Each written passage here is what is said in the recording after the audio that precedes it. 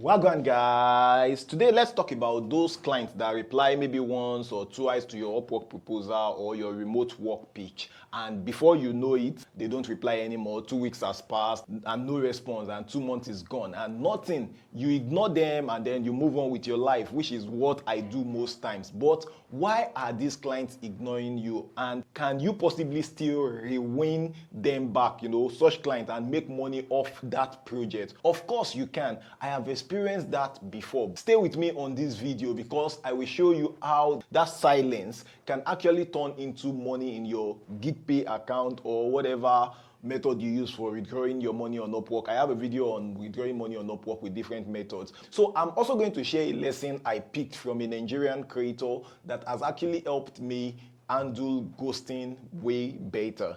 Okay, when I started freelancing alongside my 9 to 5 some years ago, I do worry over clients when they'll go quiet and they stop responding to me. That is after they've responded to my proposal, we've had an interview, we've had some form of interaction, or they've showed some form of interest. I used to think, oh, maybe my proposal was bad, maybe my fee was too high.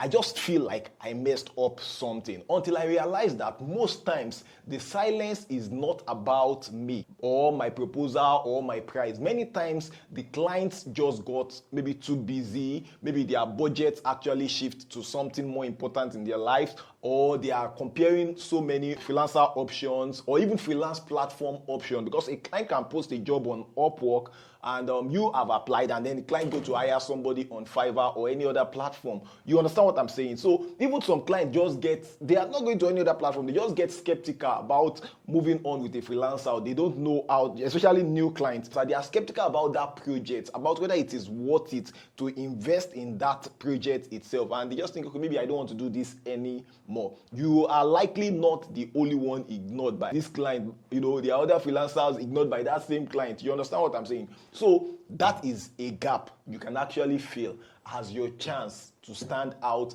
if you can handle it well, better than other freelancers. What do I mean by this? Am I speaking gibberish? No. Many freelancers don't actually follow up, and those who actually follow up, they do it like beggars.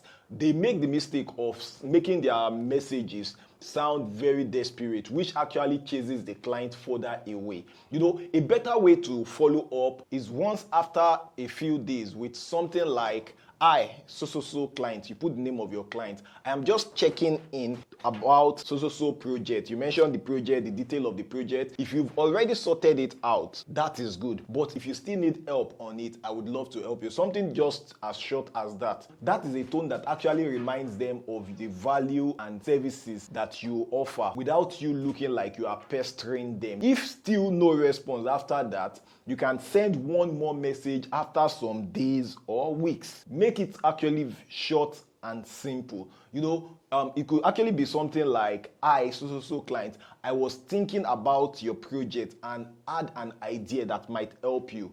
Want me to share this with you?" Then questions actually has this psychological effect of triggering people to respond to you. The client would want to hear the idea, and you better have an idea when they eventually respond. Do you get that way? You can reignite that conversation, and that conversation can actually bet a project that actually pays you.